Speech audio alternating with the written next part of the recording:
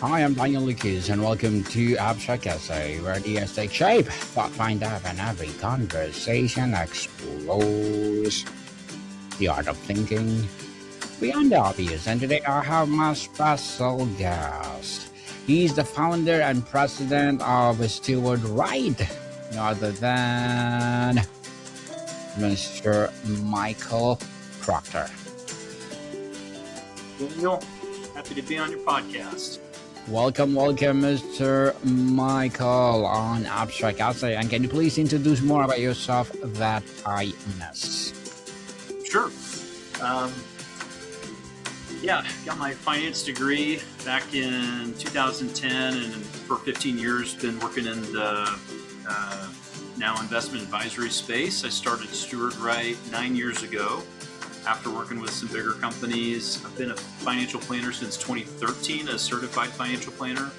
And we've got a team of 8 here. We're growing very quickly. I am an entrepreneur and an advisor.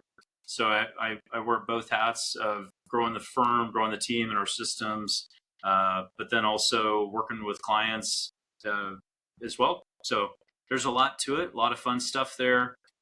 Going back to, I guess, some of the training I've gotten over the years and learning how to figure it out, which is a lot of what entrepreneurs like to do. Yes, and thank you so much for sharing your knowledge and wisdom to the world, Mr. Michael. Thank you.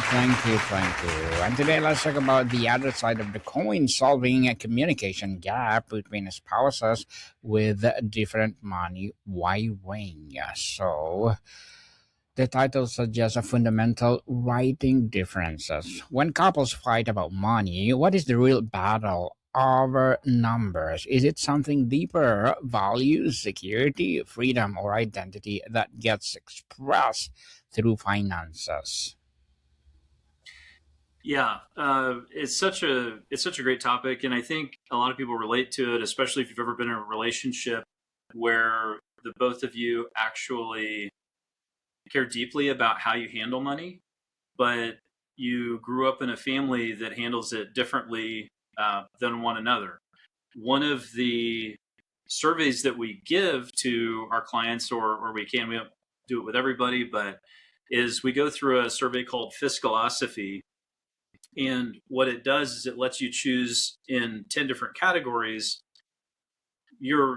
which side of the coin you may be on. So let's say with debt management, if you are of the mindset of pay everything off, don't owe anybody anything, or I like to make money with other people's money, which is more of an entrepreneurial mindset, that those are two very different views, but they're both good in their own way. And when you get two people together that look very differently upon how you manage, for example, debt, or how you manage your investments, you manage cash flow, your lifestyle, giving, paying for kids' college, all these different areas, your odds of everything not being exactly in alignment is very, very high. And so, Daniel, back to your question about how deep does that go, or what's the real problem, is it gets down into, I actually view money as being spiritual. And I think it has a lot of inherently spiritual qualities about it, to where it can actually go right down to some of our deepest hurts. And so what happens is when, say, I want to pay off debt, or my spouse doesn't, and we can't see eye to eye, but we start miscommunicating really fast, then we just can't talk about money. 70% of couples just can't talk about money. It's really hard, and at some point they give up trying.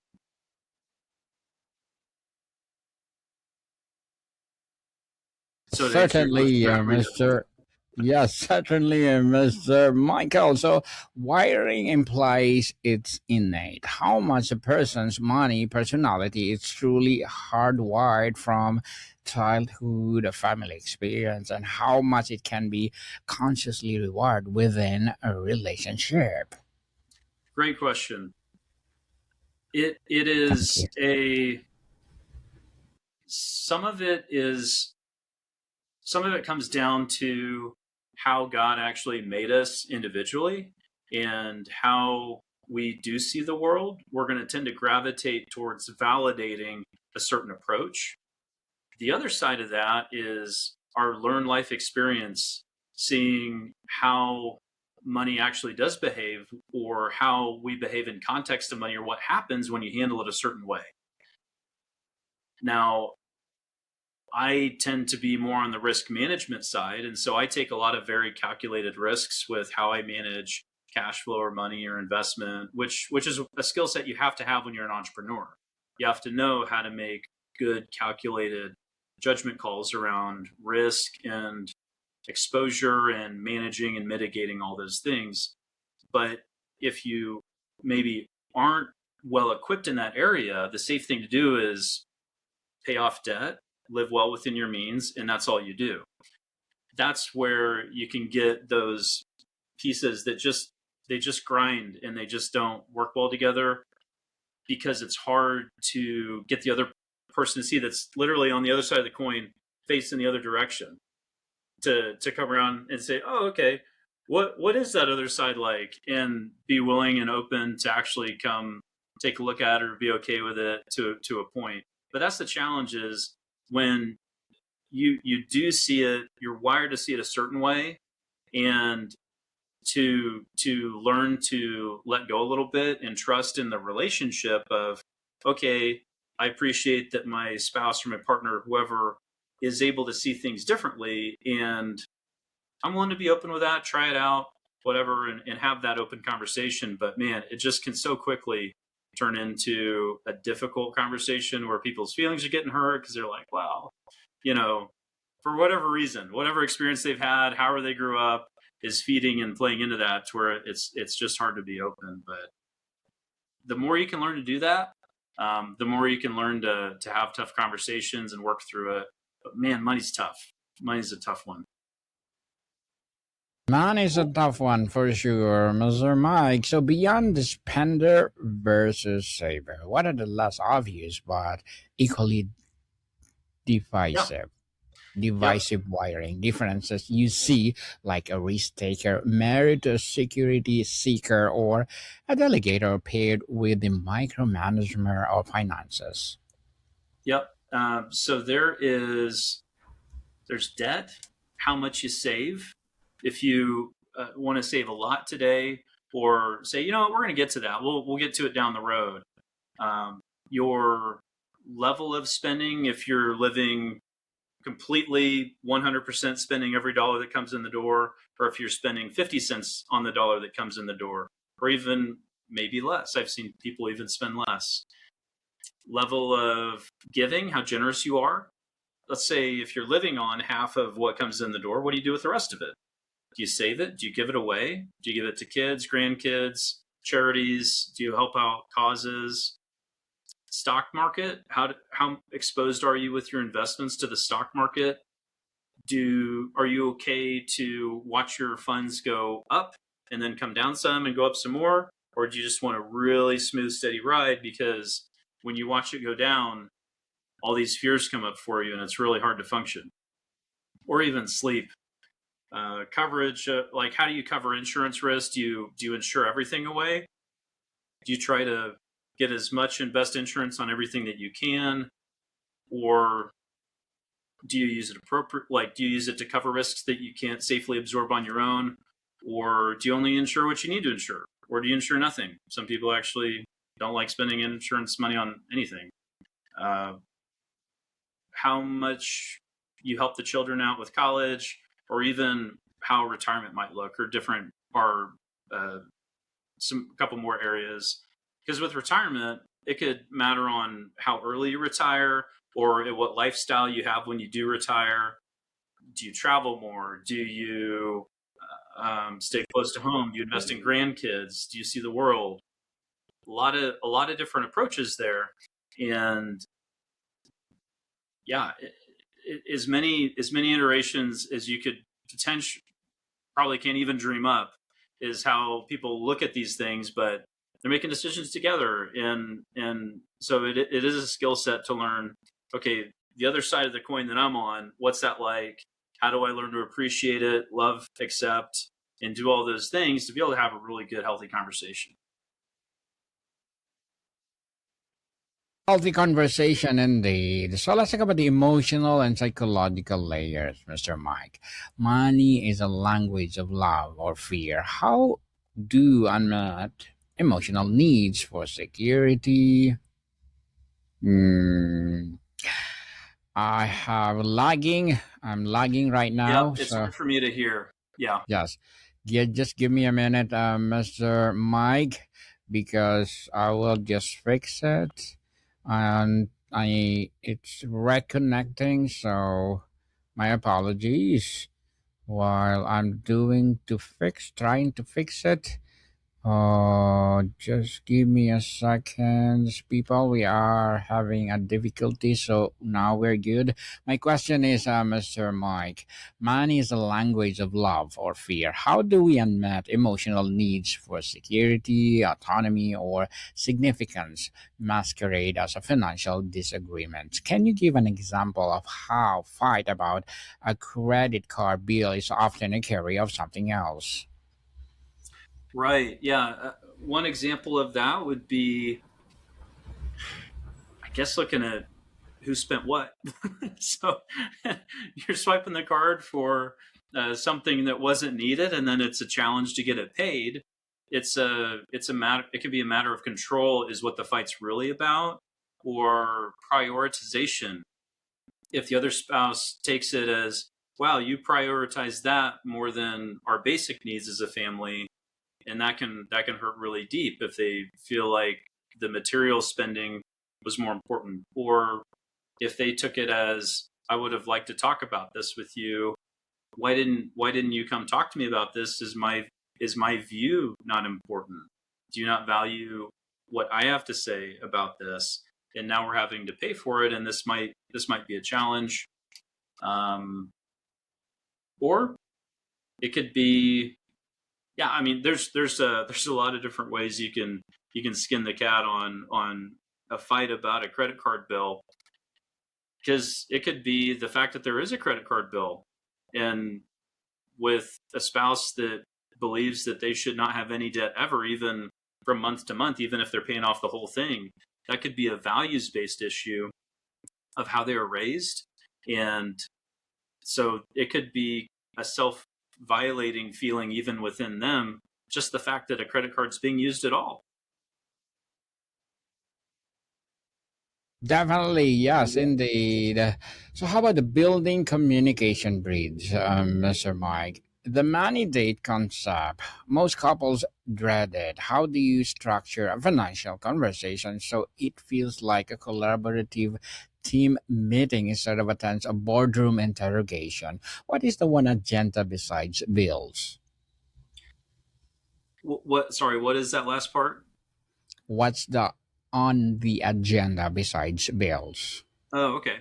Yeah, it's gonna what we're gonna focus on is why. Well, are you asking about how we talk about the money that was spent? Okay. Yes, yes, So how we please. talk about, thanks, Daniel. So how we talk about the money that was spent is going to come to, okay, what was spent, but then the very next question is, what was important about this being spent? And sometimes it's, you can scratch the itch for either less money or in a different way to fit within the budget if that's the challenge that we're facing.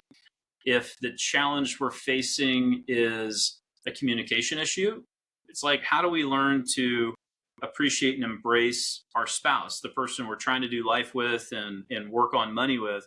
But how do we embrace the other one so that we can actually learn how to show love through how we spend money, how we consider the other party, and how we work together and collaboratively?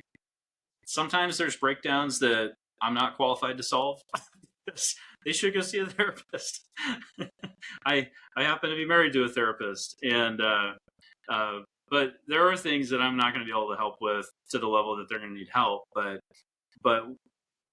one of the biggest things is, how do you learn to appreciate your spouse or your partner, and how do you learn to show that through the financial conversation, and learn to kind of surrender your side of it and say, hey, I'm open here.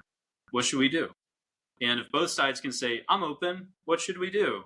That's a lot more easy space to deal in than pointing fingers and kind of, I guess, prosecuting the other side, because that is that's a tough one to deal with. But the more appreciation and understanding of the other person, the more helpful that is. So we talk about what is the mindset that leads into that, and frankly, where are the spaces we can honor that way of looking at it, and do that for both sides, and then figure out together where are we landing somewhere in the middle usually. When money reveals a values chasms, Mr. Mike, what is the conflict is truly about fundamentally different life goals, and how do couples navigate the beyond just compromise? Sorry, say that again. Yes, we're talking about the deeper work integration when money reveals as a values. Mm-hmm. So, what if the conflict is truly about fundamentally different life goals? Like Yes. one's simplicity on the other one's is wealth. How can couples navigate the beyond just compromise? Yeah, that's a great question, Daniel. Thank you. Well, sometimes it just the surrender has to be bigger, because if someone wants to live a minimalist lifestyle and the other one is on the other end of the spectrum, one of them is going to have to surrender, because those would be somewhat incompatible without surrender. So that one would be headed towards a tough place. But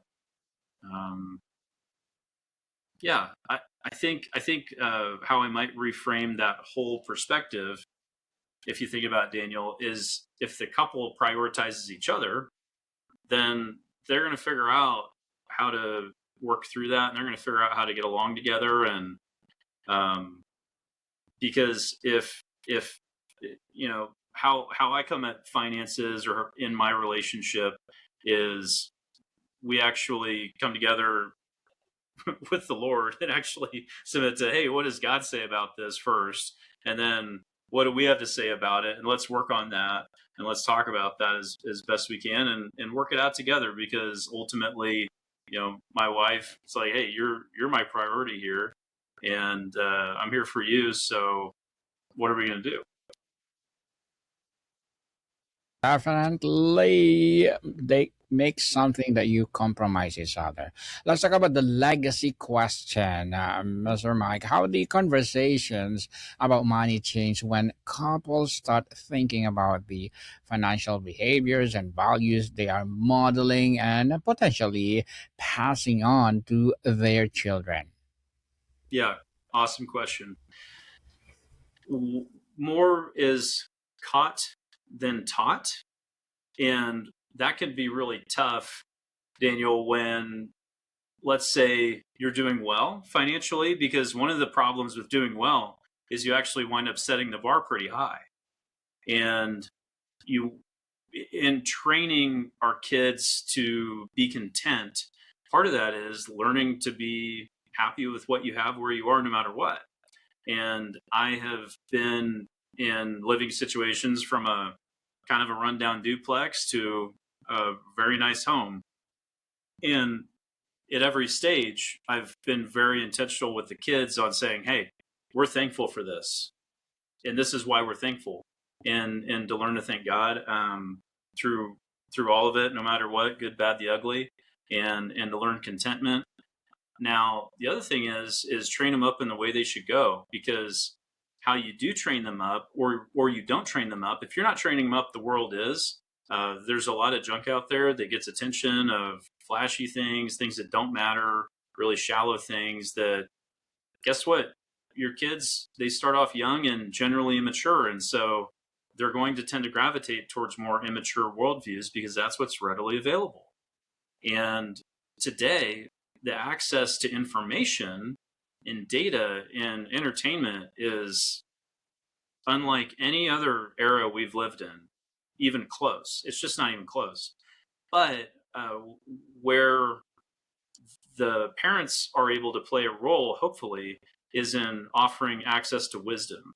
And even the people that you intentionally get your kids around, that they have wisdom and they do make wise decisions, and not just short term or flashy or shallow material based decisions. But what's interesting is there seems to be a lack of wisdom being put on display, and a lot of showmanship, short sighted thinking.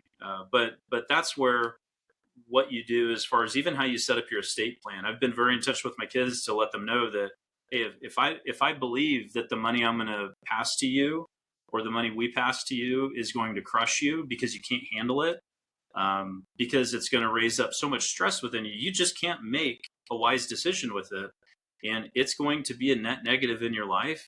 I'm not going to give it to you, because that's better for you. But if I know, and I know that you've learned what money is, what it isn't, what it represents, which it does represent a lot of power. And you can do a lot of damage or a lot of good. But if I suspect that more damage will be done than good, then that's where we are. And I have to make my decision around that. So really setting the bar high, and setting expectations that money inherited is not winning the lottery. It is building on a legacy. It is learning to use a very powerful thing and a powerful tool, and to administer it well. But yeah, there's some thoughts around that. I could probably go on for a while, but yeah, it's, contentment is probably the biggest, most important item within there, and gratitude on what we have, no matter where we're at. Very well said, Mr. Michael. Very well said. But before we wrap up our discussion for today, I'm inviting you to please do listen to my other podcast, people. My other podcast, because my abstract essay is already in 6th season, abstract poetry in 3rd season, and my book 101 review in 6th season as well. Comedy 101 4th season, and food 101 in 6th season as well. Geography 101 love letters, movie 101 review, music 101 are in 5th season, Science 101, Sex 101, 4th season, Spiritual Awakening 101, Trivia 101, Law 101, Mental Health 101, Motivation 101, Entrepreneurship 101, and of course, my Bible Verses 101 are my baby podcasts. Please listen to them wherever you listen your podcast. So, Mr. Michael, final invitation for hope for the couple listening who are exhausted, discouraged, and feel their wiring is just incompatible. What is your message? Where can they possibly begin to find a common ground on their side of the coin? Yeah, great question.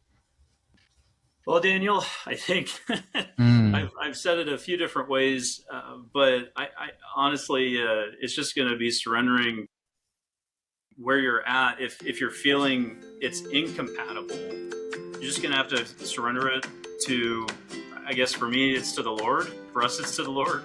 And then also to one another, and to say, hey, you are more important than this one thing I'm trying to hold on to here, and let's figure it out together. Yes, indeed. If your center of the marriage is God, for sure there's no problem to be solved. Just pray for it, and for sure, sooner or later, you will find it, and you say, Eureka, let's do this marriage for better and worse. So, Mr. Michael, would you please invite our listeners to support your business, your advocacy, or whatever projects that you're doing right now? Yeah, of course. You can find us on StewardRight.com, and that's steward with a D, StewardRight.com. And hey, love your feedback as well, and happy to help you, whether that's portfolio management, financial planning, or if you are wanting some help in talking with your spouse about money or financial plans. It's almost impossible to come up with a financial plan when you can't talk about money. So we are here to help with that and help breathe some life into your marriage. Yes, people, let's support Mr. Michael Proctor, because if you support him, for sure, more and more financial planning to secure will rise. So, Mr. Michael, Thank you so much for your time. All right. Thanks, Daniel.